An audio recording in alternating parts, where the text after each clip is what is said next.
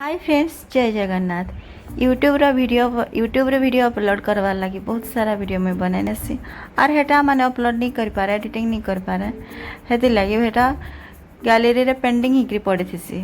तो आज मैं एटा फ्री थी तो मैं भावली कैन वीडियोटा अपलोड करबी भावली यार पाई गली पणा संक्रांति रो वीडियो। पणा संक्रांति रो टिके वीडियो क्लिप्स माने मैं करथिली तो हेटा अपलोड कर दूछे हेटा। तो पणा संक्रांति रे मैं जाइथिली हमर बलदेव जी मंदिर केउझर देउड़ को मुझे सेठी मु ठाकुर को दर्शन कली, नंदीघोष रथ को टे प्रणाम कली। प्रत्येक वर्ष रथ यात्रा रे जाई हुए कहीं रथ यात्रा टाइम रे मो गाँव में थाए तो से जापे कि वर्ष थे दी थर मु बलदेव जी को जाकि दर्शन करके आसे। सेटा आम इंग्राजी नववर्ष हो कि ओडिया नववर्ष हो मु निश्चय जाए।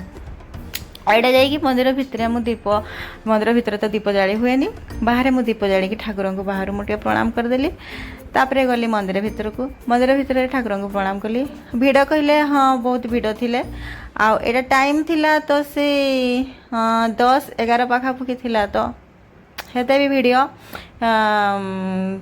भल आसुला। बाकी वीडियो एतेटा करबार लगी इच्छा नहीं होता है कहीं ठाकुर पाख जाइली बहुत दिन पर जाइली टिके ठाकुर पाखे टे भलसे टे दर्शन कली भलसे टे नाम जप कली आतेटा भिड करने इच्छा है। फोटो गोटे दुटा उठे नेली आ मंदिर बाहर ठाकुर प्रणाम सॉरी पणा तैयारी होता तो पणा को पीदेली आटा मंदिर भितर टिके जहाँ फोटो मुझे उठे से जोड़ी जोड़ा कि गोटे मिनी ब्लॉग्स मुझे शेयर कर दूसरी आपको।